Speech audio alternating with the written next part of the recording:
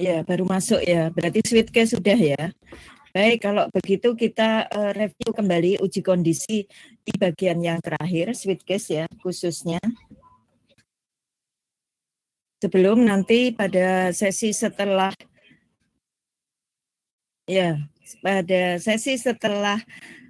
break ya, break isoma itu kita akan masuk pada perulangan. Saya akan share.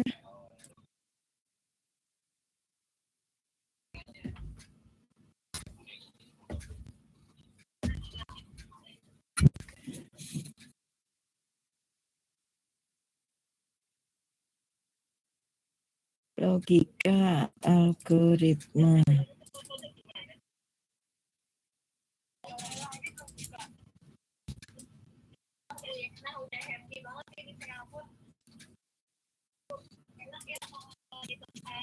Yang ininya kecil, jadi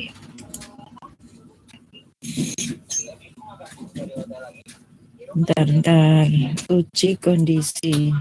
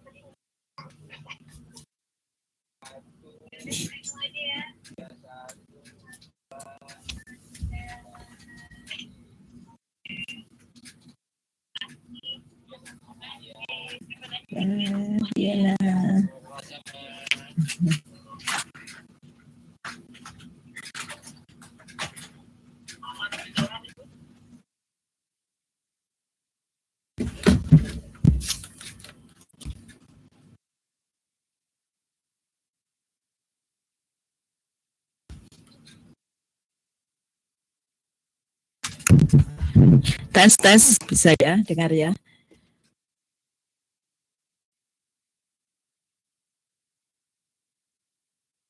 Baik Dek, saya akan share mungkin ke grup aja dulu ya.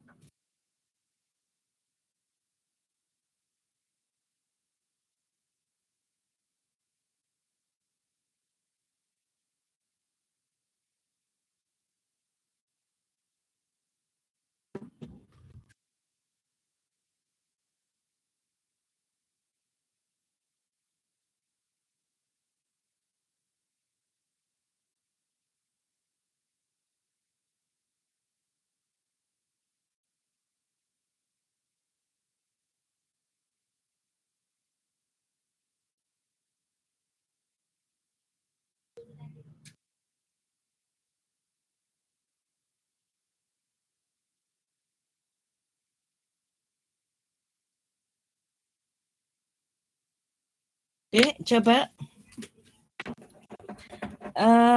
kita latihan dulu pada kondisi ya. Pada kondisi, coba dibaca permasalahan ini ya. Misalkan kita diminta untuk menentukan di antara ring tahun 1900 sampai 2020. Kalian sudah masuk ke perulangan ya, tentunya bisa ya menampilkan dari nilai awal 1900 sampai 2020. Bisa ya. Tinggal nanti ditambahkan satu-satu ya, tambah 1 tahun, tapi bukan menampilkan kabisat ya, cuma menampilkan tahun dari 1900 sampai 2020 ya. Asalkan nanti ada kondisi yang menyatakan bahwa selama tahunnya masih kurang dari 2020, maka diinkremen terus sambil mencetak ya, sambil mencetaknya itu di printf gitu ya. Nah, sekarang kita diminta untuk menentukan. Nah, kalau diminta untuk menentukan, dan di sini ada persyaratannya, kabisat ya. Kabisat ini persyaratan, Dek. Yang bisa tahu, ada yang bisa tahu kabisat itu tahun yang bagaimana? Pastinya di praktikum konsep pemrograman sudah pernah ada ya itu ya. Di modul, salah satu modul praktikumnya. Oke, Irfan. Habis dibagi 4.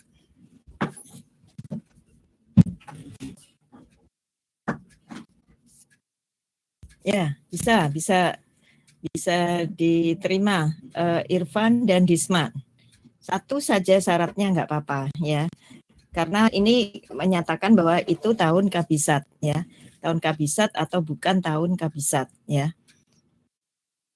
Sebetulnya ada beberapa syaratnya ya untuk tahun kabisat itu, tapi itu or gitu ya. Jadi kalau salah satu ini dipenuhi ya, nilai logikanya kalau or itu kan selama ada satu saja yang true, maka dia bisa dikatakan true atau kabisat ya.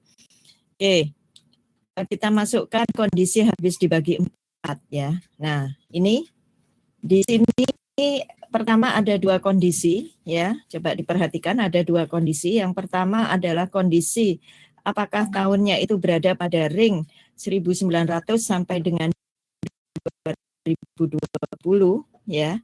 Tadi yang saya sebutkan kalau sudah sampai di looping berarti kalian punya data awal. Oke ya. Siapa Faris, oke, bisa diterima ya setiap 4 tahun atau habis dibagi 4 ditandai dengan bulan Februari yang sebanyak 29. Jadi ini 1900 dan sampai tahun 2020.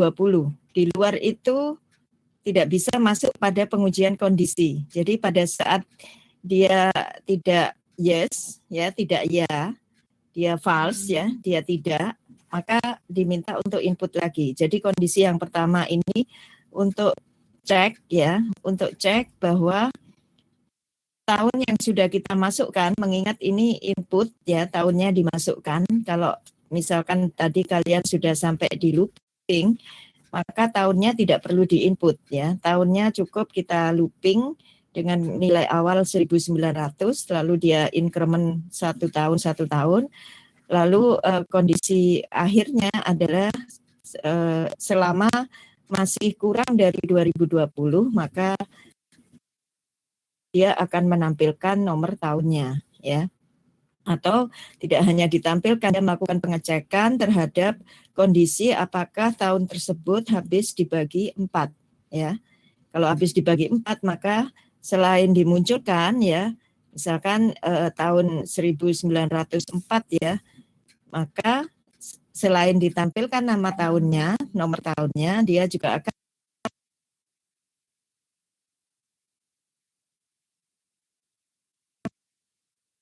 menampilkan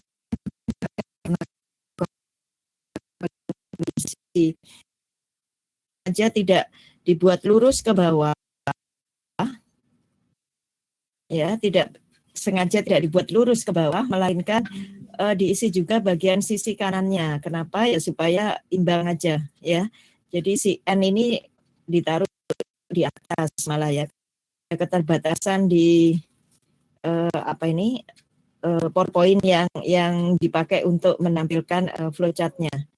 Sampai di kondisi tahun kabisat yang inputnya adalah tahun di antara 1900 sampai 2020. Bisa ya, Dek ya? Oke, bisa ya. Lalu berikutnya, pada saat kalian mempelajari tentang uji kondisi, di situ terdapat nested if, ya. Apa yang dimaksud dengan nested if? Coba di komen di public room chat, Dek. Kalian punya pendapat apa tentang nested if? Atau if bertingkat.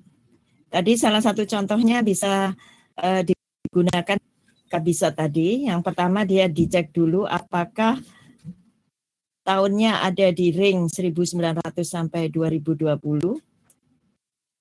Lalu kemudian baru cek kabisatnya.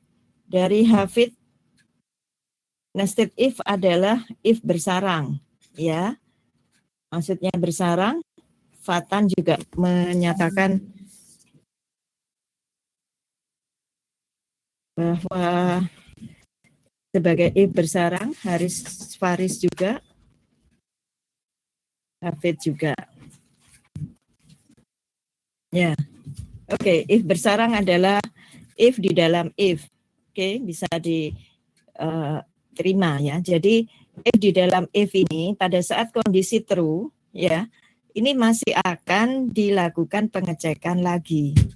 Jadi bukan kondisi true, terus habis itu keluar mengerjakan yang lain, terus baru dicek lagi, enggak. Tapi dia berurutan ya.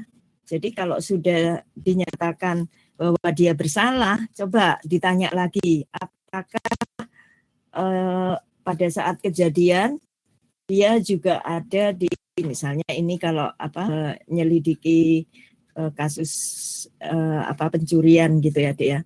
Sudah diketahui dia ada di tempat ya. Kemudian perlu ditanya lagi ya pada saat jam tertentu atau pada saat ada ditemukan berita pertama itu ya, diketahui berita pertama yang bersangkutan ada di mana, itu ada pertanyaan ya. Jadi pertanyaannya itu kalau ini dijawab ya, ada pertanyaan lagi. Kemudian ada nested if atau if bersarang ya, if di dalam if. Tapi if yang di atasnya harus true dulu ya. Paham ya? Jadi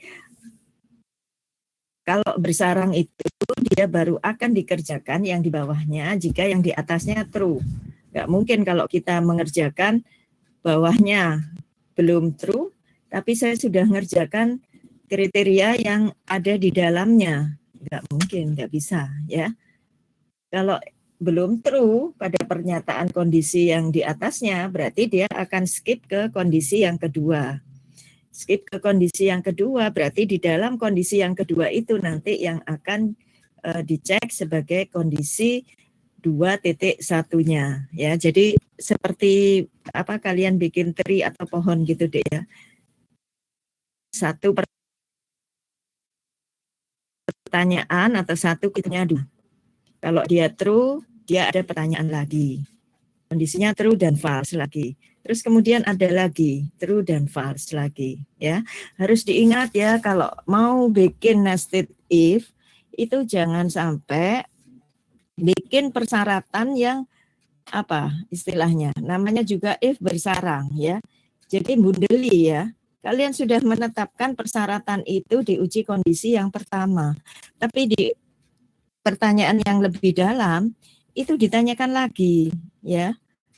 Jadi nanti kesimpulannya ya nggak berbeda dengan yang di atas. Padahal harusnya kalau pertanyaannya lebih dalam kita bisa menggali. Misalkan yang paling gampang itu adalah pernah ya kalau kita ke dokter ya, ke dokter atau ke rumah sakit gitu ya, yang di sebelum bertemu dokter itu biasanya kita akan sebelum bertemu dokter kita biasanya ditanya oleh perawat ya, keluhannya apa. Mungkin di awal ditanya apa itu berat badannya, kemudian ya tergantung kalian misalkan datang ke dokter penyakit dalam gitu pasti juga diukur tensinya misalkan ya. Udah data-data itu semua dikumpulkan ya. perawat tentunya juga punya apa ya, semacam catatan. Wih, tensinya pasien ini tinggi, berarti dia sudah di-guiding oleh dokter ya dalam hal ini. Pasien dikatakan dalam kondisi darurat ya atau perlu penanganan yang lebih cepat ya. Pada saat dia misalnya tensinya tinggi, ada batasnya tingginya misalnya di atas 150 kayak gitu. Nah, itu dia mendapati 160 si pasien. Wih, ini tensinya tinggi 10 sekali. Kalau begitu ya, kalau begitu SOP-nya, nah itu biasanya kalau di pekerjaan itu SOP-nya. SOP-nya saya harus hubungi dokternya. Maaf dok, bu, pak, ya ini ada pasien dengan tensi 160 dan sudah usia lanjut. Misalkan ini ya, jadi kan dari beberapa pemeriksaan awal itu selain tensi, berat badan, usia ya, mungkin juga ada riwayat-riwayat ya, misalkan didatang dalam kondisi tidak sadar misalkan, atau dia datang dalam kondisi yang sudah beberapa data-data yang lain itu yang kalau digabung-gabungkan ya, syarat 1, syarat 2, syarat 3 itu menyebabkan kita harus sebagai perawat ini ya, itu harus menghubungi dokternya ya. Dokternya harus kita hubungi bahwa ini ada kondisi yang darurat ya. Seperti itu. Jadi hubungi dokter atau langsung kirim ke rumah sakit misalnya seperti itu. Kondisinya sama Dek dengan nested bertingkat ini ya. Tetapi jangan kalian bikin kondisi ya. Assalamualaikum. Ya Dek. Kenapa? Oh, kepencet ta? Arisi.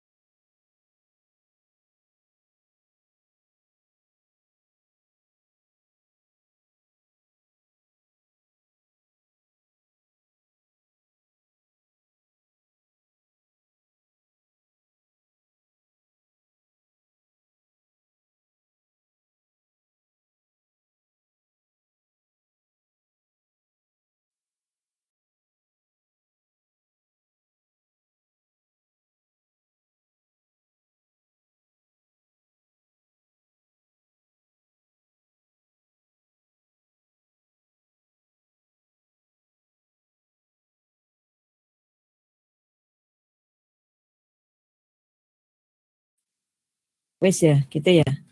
Kari tinggal tak pencet ya. Oke. Ya. Jadi gitu deh ya. Intinya kalau kita bikin if bersarang atau nested if itu lebih mudah karena memang secara alur itu lebih mudah karena jadi cepat selesai, banyak hal yang bisa kita jawab ya, banyak hal yang sudah bisa resum gitu ya, diresum sampai keluar beberapa kesimpulan. Kalau ini, kalau ini. Misalkan kalau si dokter itu nanti dia tinggal lihat catatan dari perawatnya. Oh, berarti ini gangguan pencernaan.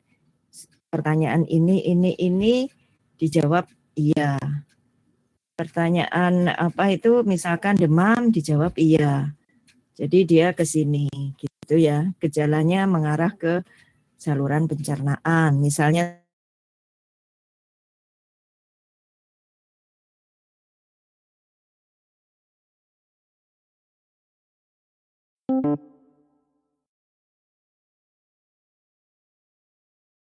pemeriksaan atau dicek kondisi fisiknya ya, dicek apakah perutnya, kemudian tenggorokan dan sebagainya itu ya. Tapi secara data dari perawat dia sudah bisa menyimpulkan ya, sudah bisa menyimpulkan. Nah, yang sulit adalah membuat pohon tree dari nested if-nya ya. Dan itu di awal ya dokter sendiri yang akan memberikan catatan itu pada perawatnya. Kalau SOP kamu bisa membantu pekerjaan saya, pertama tanyakan usianya, tanyakan minta dia menimbang berat badannya, lalu kemudian tanyakan dirasakan penyakitnya ini sejak berapa lama misalkan, lalu kemudian apakah ada riwayat di keluarganya, mungkin juga di tensi dan sebagainya, seperti itu ya. Jadi dia kumpulkan dulu, si dokter ki ngumpul dhisik ya, dari ilmu yang sudah dia pelajari selama studi, dia mudah bisa membuat seperti itu ya. Nah, sama dengan kalian juga, kalau kita misalnya yang gaji bonus itu ya, sales ya, soal yang sales itu, atau yang banyak syaratnya itu misalnya nilai ya, nilai ada nilai tugas, nilai kuis, nilai UTS, nilai UAS, itu semua nanti ada bobotnya ya, ada bobotnya 50%, 30%, 40%, 10% dan seterusnya. Lalu kemudian kondisinya itu hanya menyatakan dia lulus atau tidak lulus ya. Jadi nilai akhirnya itu pada threshold tertentu, misalnya di atas 60 dia dikatakan lulus, di bawah itu dia dikatakan tidak lulus ya. Nah, ternyata di dalam lulus itu ada lagi ya. Ya oke lah dia lulus ya. Dia lulus tapi ya dia harus melakukan ujian perbaikan untuk mata kuliah yang D misalkan ya, yang D, dicek lagi di situ apa saja, apa betul dia ada yang D, apakah mata kuliah 1, 2 itu dia mendapat D ya, di OR ya misalnya, ya dia memang mendapat mendapat D di situ, ya udah silakan diulang dulu ya, mengikuti semacam remedi. Lalu kemudian keluar hasilnya dia lulus. Jadi masuk ke lulus itu dia mendapatkan pertanyaan lagi apakah dua nilainya itu lulus. Kalau nilainya tidak D ya, seperti itu. Itu contohnya Dek ya, contohnya. Jadi jangan bikin kondisi yang seperti menentang kondisi yang di atasnya. Dia sudah dikelompokkan lulus, itu contohnya tadi. Tapi terus ditanya lagi, sing pelajaran 1 dan 2 itu dapat D apa enggak ya si A ini? Oh dapat D. Waduh, sudah keluar lulus sih. Ya seperti itu ya. Tahu gitu berarti kita rujuk dari persyaratan-persyaratan semua yang dikumpulkan. Misalnya daftar kehadirannya, lalu kemudian apakah ada tunggakan, ya dia tidak bisa dikatakan lulus kalau dia masih belum membayar UKT misalnya, seperti itu. Atau dia tidak bisa dikatakan lulus kalau dia belum mengikuti kerja praktek misalnya ya. Lulus dia ya, TA-nya selesai dan sebagainya, kok belum ikut tes TOEFL. Nah seperti itu ya. Jadi dikumpulkan dulu semua syarat-syaratnya, lalu bertahap ditanya, kalau ini sudah lulus, oke, berarti pertanyaan berikutnya, kalau ini sudah dilakukan atau belum? Nah, kayak gitu Dek. Jadi tidak bisa dibilang mudah ya menyusun nested if ini ya, sepintas mudah kalau permasalahannya bisa kita tulis secara deskriptif dulu gitu ya, si bonus nanti selain gaji bulanannya, jika bulan minimal berapa, 1 juta dia dapat 5%-nya, kalau di atas 5 juta dia dapat berapa persennya dari total penjualan tambahannya, kayak begitu deh ya. Oke, jadi yang sulit itu adalah membaca seluruh peraturan atau SOP kalau hubungannya dengan gaji dan kepegawaian ya. Setelah itu kita bikin flow-nya ya, kita bikin SOP-nya. Oh, ternyata dia bisa dapat tambahan kalau gini. Oh, ternyata dia bisa dapat tambahan uang makan kalau dia lembur misalnya ya. Nah, hal-hal seperti itu yang kita gali dulu sebagai permasalahan, baru kita tuangkan di sini. Sama tadi seperti SOP dari perawat itu, sehingga nanti dokternya keluar itu sudah tinggal lebih ringan gitu ya, lebih ringan data-data yang sudah dikumpulkan, tinggal didukung lagi dengan data fisiknya ya. Biasanya dokter tinggal memegang perut atau seperti apa ya, apakah itu dirasakan sakit ya, seperti itu, atau ya semacam obat-obat yang mungkin dia ada alergi ya, itu biasanya juga ditanyakan ya. Baik, saya rasa ini kalian sudah paham penerapannya.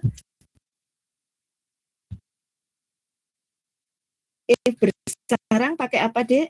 Coba direspon public room chat-nya. Yang bentuk seperti ini, kalau di coding program C pakai apa? Ayo.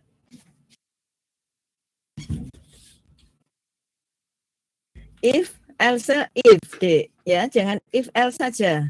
Oke. If, else, if, Zaki, betul. Kalau if, else ya, pada bagian else-nya tidak ada kondisinya. Ya, tapi kalau if, else, if, itu kita bisa berikan kondisi. Sehingga menyebabkan bersarangnya. Ya. Jadi if dikasih kondisi kan, kemudian di dalam if-nya sendiri, itu kita berikan syarat lagi, if, else, if di dalamnya. Ya, begitu ya. Satu lagi yang sama dengan if, else, if. Apa?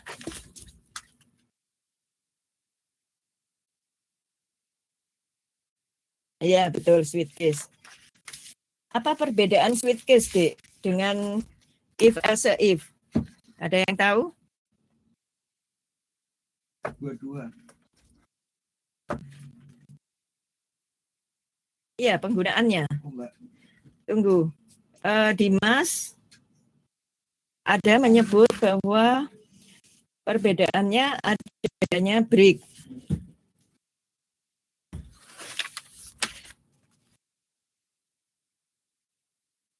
Ada benarnya juga untuk Dimas. Jadi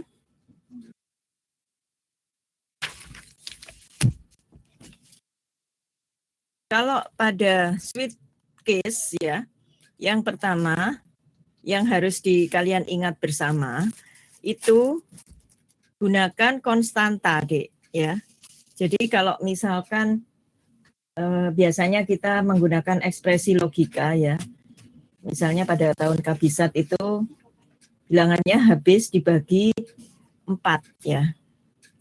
Nah, bilangan habis dibagi 4 itu kan nggak ada penandanya ya, bisa banyak 1904, 1908, 1912 misalnya dan seterusnya ya. Nah, itu nggak bisa dijadikan sebagai kondisinya sweet case ya. Karena apa ya? Karena jawabannya itu open ya. Tapi kalau nilai masih bisa sweet nilai ya. Case 60, 70 itu bisa diberi. Jika nilainya 60 or 70 or 80 maka cetak atau tampilkan nilai hurufnya adalah A misalnya. Jadi mulai 60 sampai 80 itu A atau B lah. B ya. Nanti di atas itu ya, kemudian jangan lupa untuk memberikan break. Break itu tujuannya adalah supaya kita nggak mampir ke case yang berikutnya. Sudah masuk true pada salah satu case itu keluar ya, harus break keluar dari case-nya. Paham ya? With case untuk menu. Ya nggak hanya menu, Dek, ya. Tidak hanya menu. ya. Nilai juga bisa, ya. Nilai juga bisa. Lalu kemudian ya,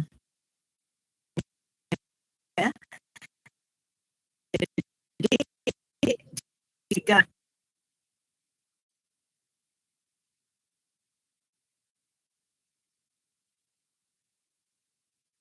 yang dipilih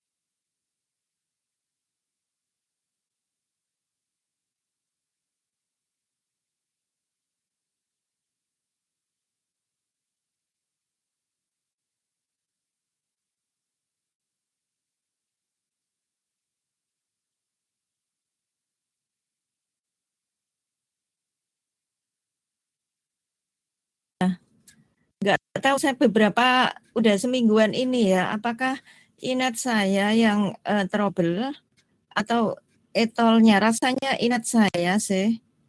Kalau saya connect dari HP pakai WiFi rumah ini juga nggak masalah sih. Saya nggak tahu, mungkin yang terhubung ke komputer ini yang perlu dicek.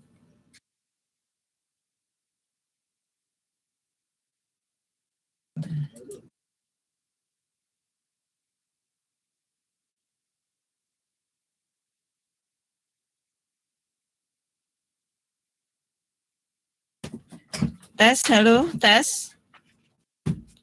Ini terdengar, Dek?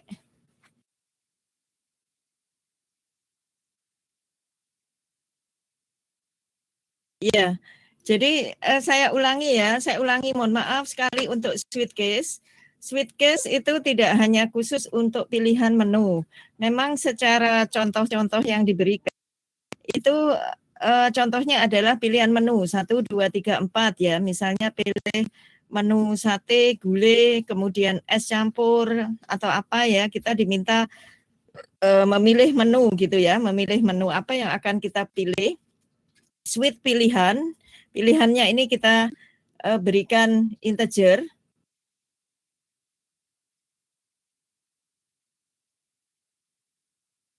Oke, definisinya harus jelas. Di pertanyaan kondisis itu jumlahnya countable, jumlahnya terhingga ya. Jumlahnya terhingga dan kalau nanti akan dikumpulkan dengan yang lain itu masih memungkinkan ya. Jadi nggak bisa kalau jumlahnya misalnya ada 100 terus kita beli case 1, case 2, case 3, case 4 sampai case 99 nggak mungkin ya. Jadi yang masuk akal ya biasanya tidak terlalu banyak yang kita masukkan ke dalam sweet case. Contohnya kalkulator sederhana operatornya yang jadi acuan. Lalu kemudian nilai apakah bisa ya ring nilai misalnya untuk A itu di atas 81. Nah, nanti bisa ditulis ya yang 81 itu nanti bisa dituliskan A ya. Lalu kemudian case yang lain misalkan 70. Nah, nilainya berarti harus ada di antara yang kita tampilkan itu gitu ya. Jadi ini kita sudah terdengar adzan maghrib untuk daerah Surabaya. Lalu ini sudah 7-nya apa ini? Nah, contoh pemakaian sweet case yang disebutkan sama dengan 0, case-nya ini untuk nilai D atau nilai diskriminan B kuadrat min 4AC untuk mencari solusi dari persamaan kuadrat AE kuadrat plus BX plus C ya. Mulai dari D0, D lebih besar dari 0, lalu kemudian D kurang dari 0 ya. Prosesnya seperti itu. Jadi nanti di dalam setiap case itu kita hitung nilai X1 dan X2-nya. Kalau D sama dengan 0, X1 sama dengan X2. Kalau D lebih besar dari 0, maka nilainya adalah min B plus minus akar D per 2A. Lalu jika D kurang dari 0, maka nilainya adalah imajiner. Ya. Bisa ya, sehingga nanti secara pembuatan flowchart untuk sweet case, kita tuliskan case 0 D-nya, sweet D, sweetnya D ya, case 0 lebih besar dari 0, itu akan kita tampilkan seperti ini ya.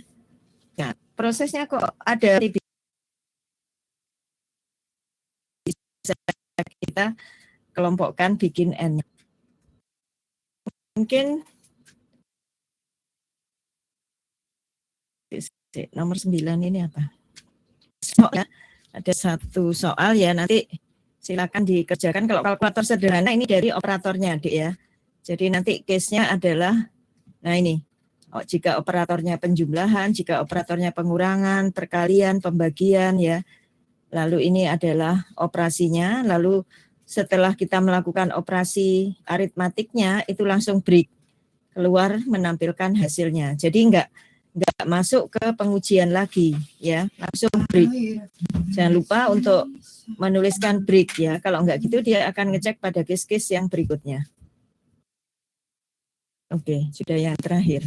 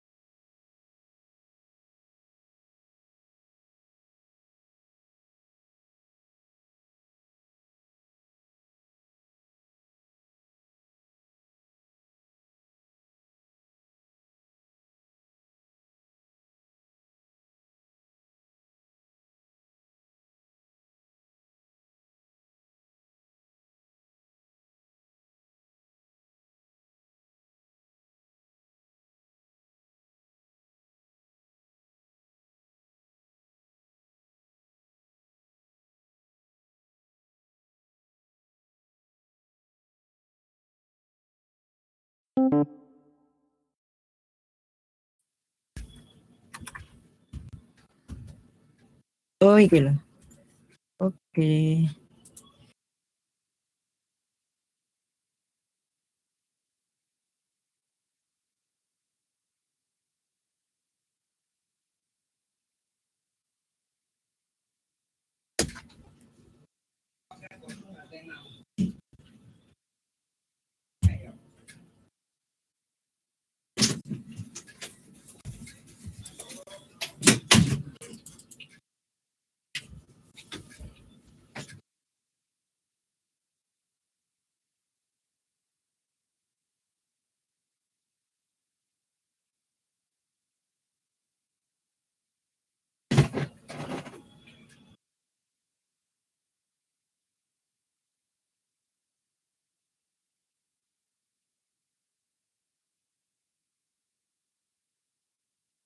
Dek, itu saya kirim di grup ya. Saya kirim di grup, saya buka di sini juga.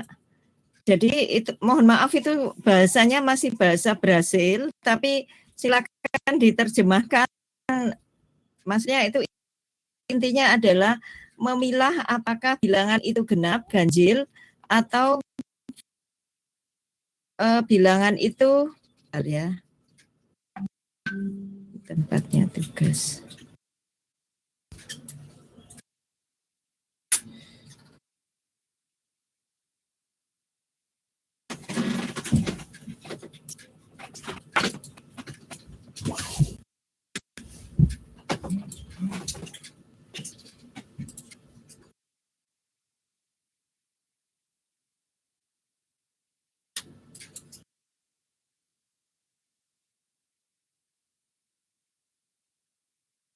Nah ini Dek, jadi bilangannya itu genap, ganjil, positif, dan negatif.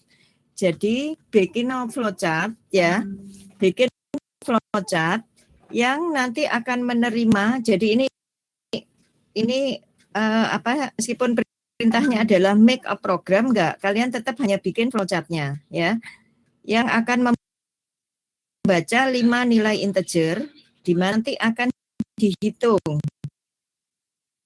ya. Nilai integernya itu akan bukan dijumlah ya, bedakan ya antara sum dengan count. Jadi kalau saya punya nilai 2, 3 ya, maka sum semuanya itu adalah 7. Tapi saya bisa menuliskan count 2 itu sama dengan 2. Jadi 2-nya itu ada 2. Lalu kemudian 3-nya ada 1 ya. Jadi ini nanti akan menghitung ya, akan menghitung berapa banyaknya, count how many ya, dari masing-masing nilai jika dia diputuskan genap, ganjil, positif atau negatif ya. 0, min 3, min 4, 12 ya. Lalu nanti kita akan menampilkan ya. Jadi di sini ada 3. Apa sih 3 ini? Kita lihat ternyata 3-nya itu adalah negatif ya. 3-nya itu negatif. Ini abaikan ya di setelahnya ini, atau genap ya. 3-nya genap, 0, min 4, 12 ya. 3 itu adalah genap ya. Tapi tentunya berarti kondisinya apa? Kondisinya ya, apa? Kalau genap itu habis dibagi 2. Habis bagi 2 tandanya modulo ya. Jadi masing-masing itu jika bilangan modulo 2 sama dengan 0, maka kan genap nih keputusannya. Maka increment 1 nilai genapnya. Jadi kalian harus punya di atas itu count genap sama dengan 0.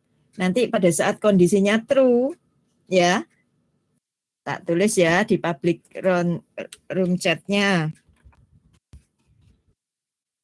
Count genap ini sama dengan 0 ya. Jadi kalau kondisi dari kondisinya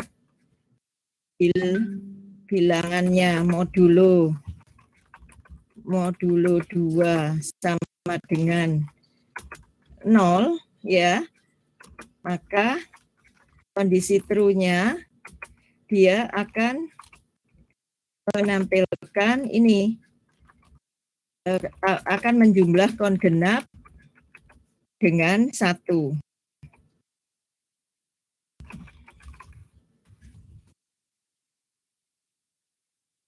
Ya. Tapi jika false ya nggak ada apa-apa, ya. Dia nggak masuk pada kondisi itu, ya. Jika false dia baca else if-nya, ya, atau kondisi yang berikutnya. Kondisi berarti jika dia tidak genap, maka dia ganjil. Dia masuk pada kondisinya ganjil, ya. Maka si ganjilnya itu akan true, true-nya kon ganjil sama dengan kon ganjil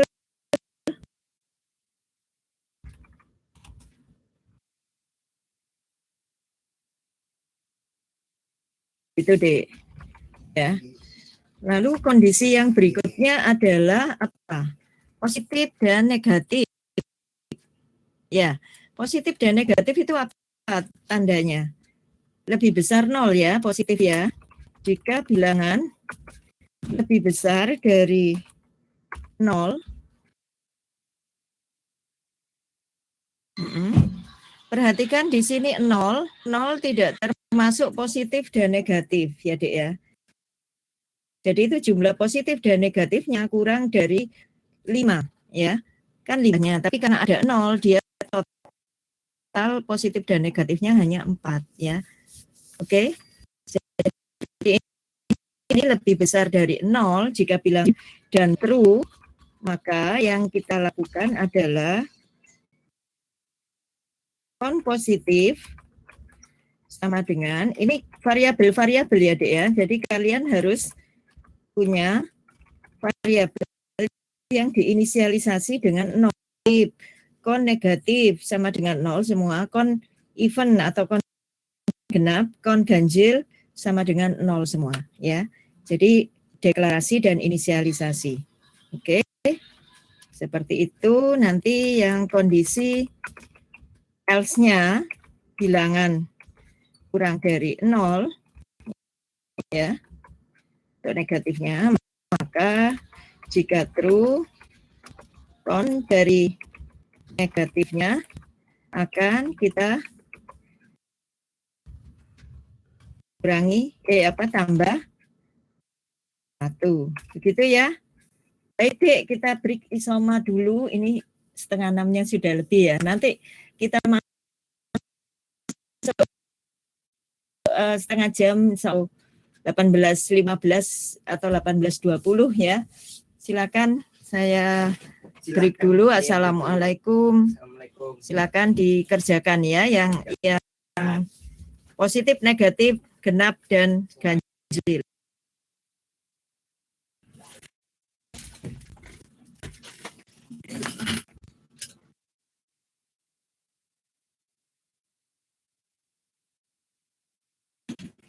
Ya, baik. Kira-kira untuk uji kondisi yang genap, ganjil, positif, negatif, ada permasalahan?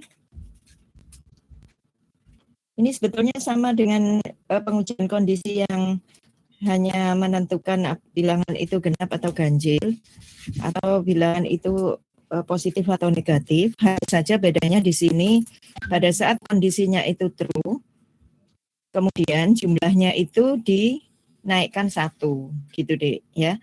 Jadi pada saat diketahui bilangannya itu ternyata genap, maka jumlah bilangan genapnya kita naikkan 1. Lalu kemudian kalau didapatkan bilangan tersebut adalah ganjil, maka bilangan ganjilnya yang akan dinaikkan 1 ya. Kondisi awal ganjil, genap, positif dan negatif itu semua kita beri dengan nilai awal 0 ya. Bisa ya? Kita bisa lanjutkan materinya ya. Baik, sekarang kita akan coba untuk mempelajari dasar awal dari algoritma untuk perulangan ya.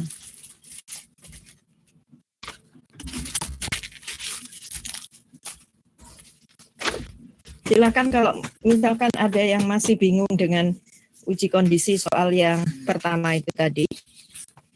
Atau mungkin ada yang sempat melihat pada soal yang kedua, klasifikasi. Tapi tadi tugasnya hanya di ini sih, memang hanya di tempatnya ganjil genap, positif dan negatif.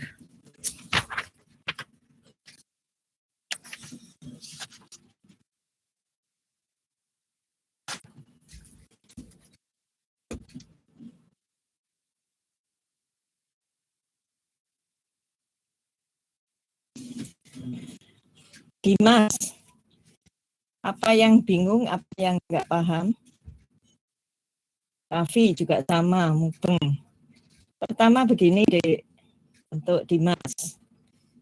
Ya, kalian punya 5 bilangan. Jadi pada saat input itu 5 bilangan dimasukkan. Bil 1, bil 2, bil 3, bil 4, bil 5. 5 bilangan tidak disimpan dalam array. Jadi variabel masing-masing. Integer bilangan 1, bilangan 2, bilangan 3, bilangan 4, bilangan 5. Lalu kalian memasukkan input 5 bilangan. Ya. Nah, tahap berikutnya kita akan membuat ekspresi logika yang akan mengecek apakah 5 bilangan itu ada yang bernilai genap. Ya, bagaimana kalimatnya? Tadi kalian sudah menyebutkan ya. Benar atau salah? Kalau genap itu habis 3 MG dibagi 2 plus 2M. Maaf ya, saya ada background anak saya sedang GN5 bimbingan ini juga ya, online. Ya. Ruangannya sama sebenarnya. Jadi gitu deh.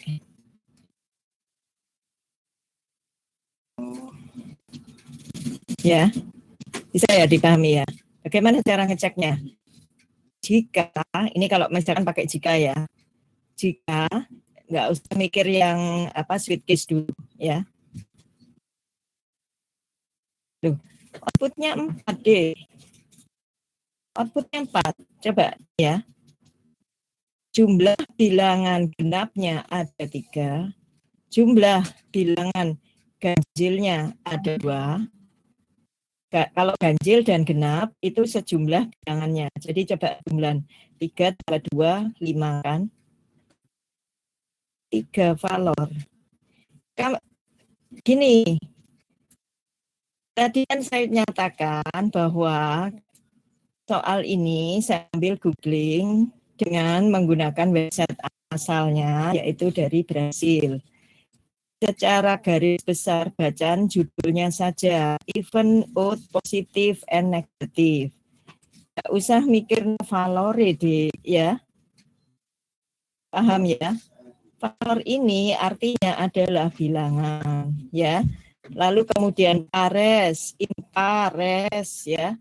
Pares itu genap, impares itu ganjil, positivo, ya, negativo, ya itu don't care aja, itu bahasa dari sononya, dari Brasilnya, ya. Begitu. Kita don't care aja di ini perintahnya, count how many, hitungan berapa banyaknya, ya. Jadi bukan menghitung jumlahnya, tapi menghitung banyaknya ada berapa yang genap, ya. Sama seperti kalau kalian akan menghitung jumlah wanita, ya, anak wanita di atau perempuan di kelas PJJ A ini. Begitu ya. Di daftar absen itu sudah ditulis PPPP LLL ya. Maka kan kita akan hitung yang P itu ada berapa ya. Kita akan hitung yang P itu ada berapa pada kelompoknya P ya. Seperti itu deh. Kalau sum itu nilainya dijumlah semua ya. Tapi kalau P kan tidak mungkin dijumlah, wong itu karakter ya. Tapi kita bisa hitung ada berapa banyaknya P. Bisa ya dipahami ya. Sampai di sini.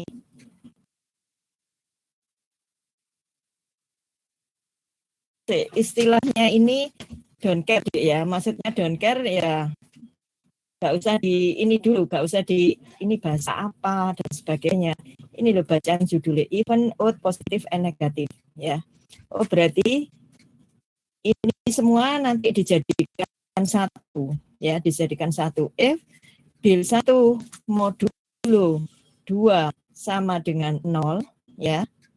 Lalu kemudian or ya, kita or pokoknya ada salah satu yang memenuhi, itu berarti bil genapnya kita naikkan 1 ya. Oh, berarti itu Oke.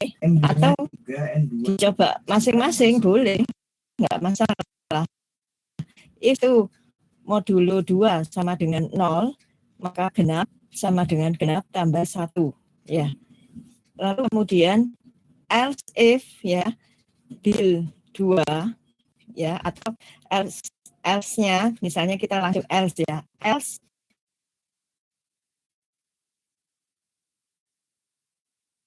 maksudnya yang melawan else ganjil sama dengan ganjil plus 1 ya, seperti itu. Terus berikutnya adalah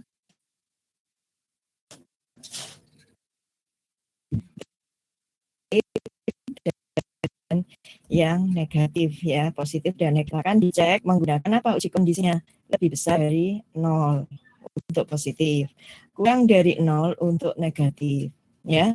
Nanti setelah itu kita ikan lagi, kalau dapatnya ada true pada positif, positif sama dengan positif tambah 1.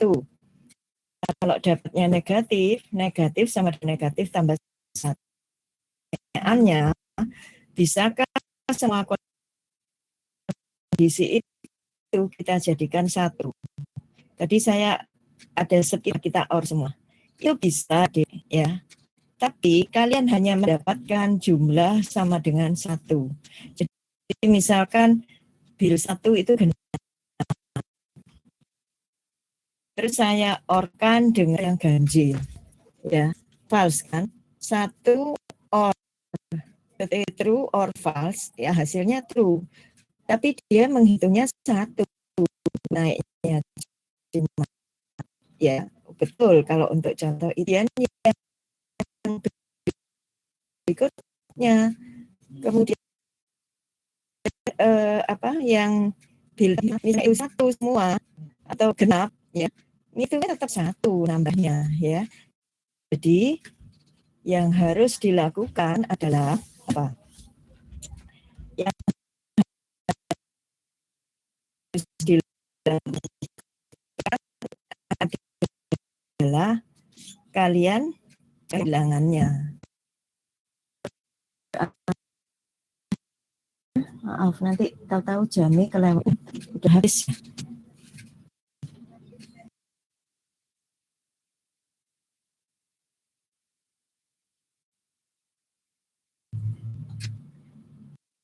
Ya, sempat putus-putus memang.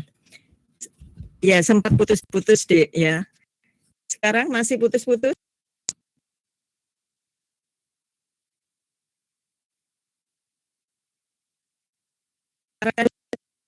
Ini sempat seret gitu. Ya. Bentar. Enggak stabil sih. Ya, baik. Ini apa, karena kita akan berakhir 18.40, saya tegaskan lagi untuk pengujian kondisi ya, di mana kita akan bertujuan untuk menghitung berapa banyaknya, maka kalian harus lakukan pengecekan pada setiap bilangannya ya. Saya sambil tuliskan di masing-masing apa di public room chat-nya ya. Lakukan pengecekan pada setiap bilangannya. Tidak dijadikan 1. Ya. Lalu pertanyaannya adalah apa? Pertanyaannya adalah apakah bisa pakai switch case? Coba ada yang bisa menjawab apakah uji kondisinya bisa pakai switch case? Kalau bisa, switch-nya pakai bilangan atau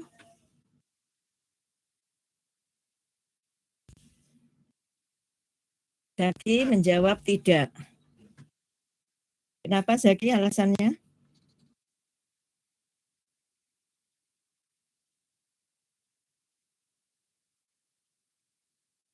Si Fatan menjawab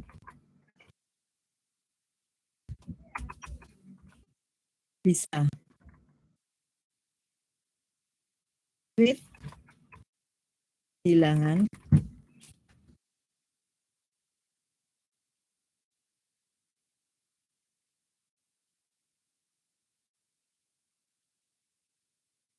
tadi sambil menunggu ya.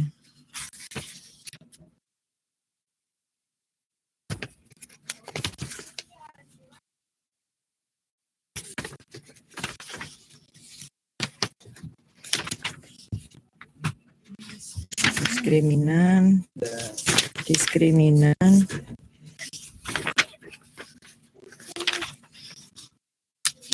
lower to upper, sebentar dek.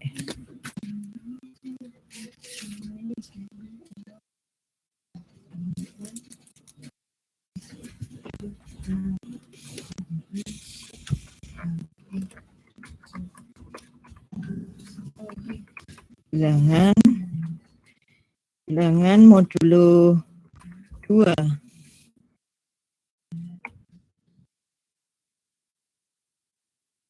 0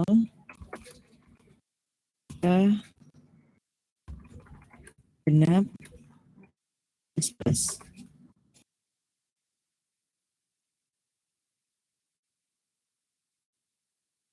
Ini dicoba ya Dek ya. Saya menuliskan seperti ini. Silakan dicoba nanti. Lalu kemudian buatkan flowchart-nya ya, tugas ya. Tugas membuat flowchart-nya.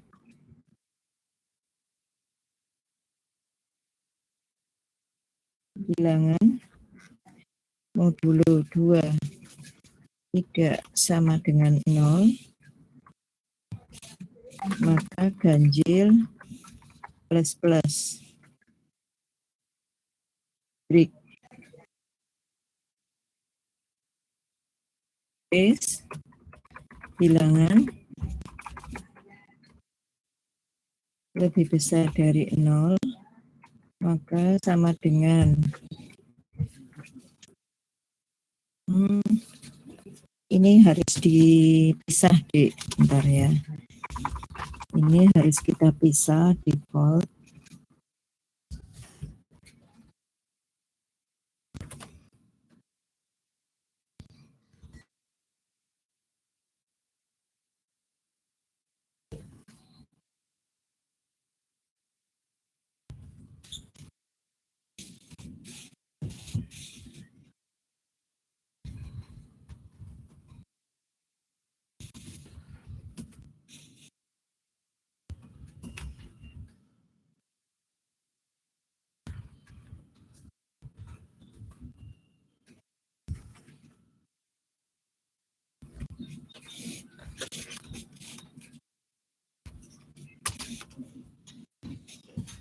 Nah ini ya, switch-nya kita pisah menjadi 2.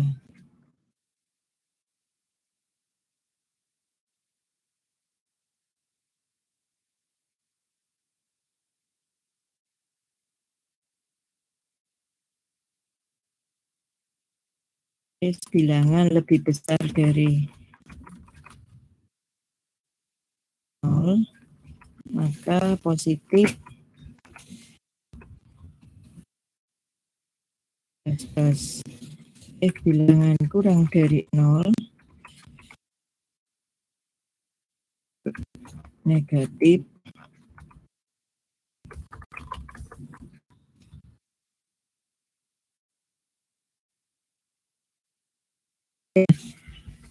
Kalau saya seperti itu, jadi kenapa harus saya pisah menjadi dua switch Dek ya, dua pilihan. Jadi pada saat kita input satu bilangan ya, bilangan ini jadi gini, pertama kalian input satu bilangan lalu dicek ya. Jadi jangan masukkan semua gitu enggak ya, tapi bilangan satu ya, terus kemudian scan F gitu ya, scan F dimasukkan lalu kemudian dicek bilangan satunya apa, bilangannya itu apakah masuk pada genap atau ganjil. Sudah, nanti kalau bukan tidak ganjil tidak genap berarti bilangannya salah. Bisa saja dia mengetikkan karakter atau bukan angka gitu ya. Lalu kemudian dicek di switch bilangan apakah bilangannya itu lebih besar 0. Jika ya, maka positifnya yang dinaikkan 1 ya. Lalu kemudian jika dia tidak true pada bilangan lebih besar 0, maka dia masuk ke yang kurang dari 0 ya. Maka negatifnya kita naikkan 1 ya. Kalau enggak, defaultnya dia berarti bilangannya salah ya. Dari situ satu bilangan kecuali 0 ya, itu berarti punya dua status, dia ganjil atau genap, dia juga positif atau negatif. Tapi kalau 0 dia hanya punya ganjil atau dia hanya punya genap, tapi dia tidak dinyatakan sebagai positif ataupun negatif, begitu ya.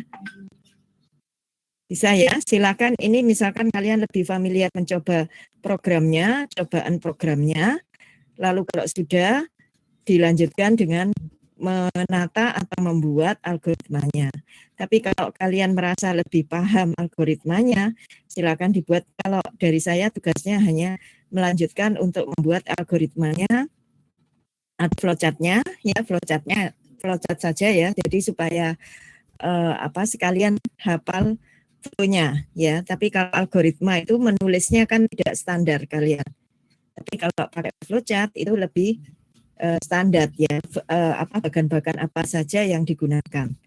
Baik, dari saya itu dulu. Oh ya, satu lagi saya ingin memberikan pengantar tentang pengulangan ya.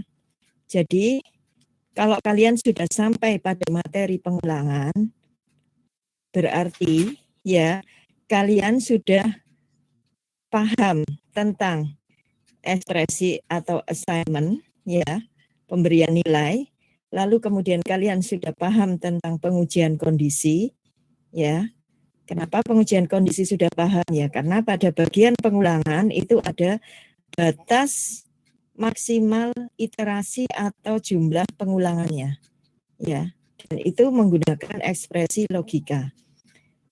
Ulang sebanyak inputnya atau ulang menampilkan sampai 10 data, ya. Nah, berarti kan di situ harus dihitung prosesnya atau iterasinya masih kurang dari 10 kah? Kalau masih, berarti tetap kondisinya belum true, ya. Masih ulang terus dia. Nanti kalau sudah sama dengan 10, ya berarti dia tidak mengulang dan dia keluar dari loopingnya. Itu pengulangan, Dek. Sehingga dengan adanya pengulangan, pekerjaan kalian seperti input 5 data, itu tidak lagi printf, scanf yang berulang-ulang sebanyak 5 kali, tapi cukup disimpan dalam satu variabel dan itu akan diulang. Ya, nanti nomor urutnya itu bisa menggunakan nomor urut indeks dari perulangannya. Bilangan ke-1, bilangan kedua, bilangan ketiga itu sama dengan bilangan persen D. Persen D-nya merujuk pada nomor iterasinya. Ya, jadi banyak coding yang bisa kita persingkat dengan sampainya kita pada materi pengulangan. Ya, seperti itu, Dek. Dan pengulangan ada 3, pengulangan looping for. Ya, looping for itu bisa kita gunakan pada saat kondisi kita itu lengkap datanya. Jadi lengkap datanya itu tahu awal muawalnya, tahu batas akhirnya, dan tahu perubahnya. Ya, perubahnya itu mau naik atau mau turun, ya. Sedangkan pengulangan 2 yang lainnya itu adalah while dan do while. Itu tidak punya kondisi, enggak. punya semua, punya kondisi semua, tapi tempatnya tersebar, ya, tempatnya tersebar. Jadi inisialisasi awal pasti ada sebelum looping. Lalu kemudian di dalam tubuh while-nya, while itu selalu berisi kondisi. Sedangkan do while, ya, kalau kalian menggunakan do while itu pasti ada beberapa pernyataan apakah di file yang akan dikerjakan lebih dulu, baru dicek benar apa salah, ya. Jadi while-nya kondisinya di belakang kalau do while. Jadi harus ada yang masuk diproses entah benar entah salah, ya, satu kali seperti itu. Baik, dari saya itu dulu tugas. Nanti yang ini flowchart dari even, out, positif dan negatif, ya. Don't care dengan Valaros, don't care dengan positifnya bahasa Brasilnya apa, ya. Yang jelas buatan algoritma atau saya menetapkan menggunakan flowchart aja supaya standar, ya, standar. Kalau kalian tulis algoritma itu enggak standar, satunya bilang panjang lebar, ya, masukkan data bilangan yang terdiri dari 0 sampai 9 wis panjang gitu, ya. Enggak, tapi kalau flowchart kita bisa singkat, input bilangan, udah gitu aja nggak apa-apa, ya. Baik, assalamualaikum warahmatullahi wabarakatuh. Saya akhiri dulu, Dek. Tetap kita harus selalu berdoa, ya, supaya kalian dan seluruh keluarga diberikan kesehatan di masa pandemi COVID-19. Jaga diri, tetap jalankan protokol COVID, ya. Baik, insya Allah kita ketemu lagi pada pertemuan minggu depan. Ya, sama-sama, Dek. Saya tak end meeting dulu, ya.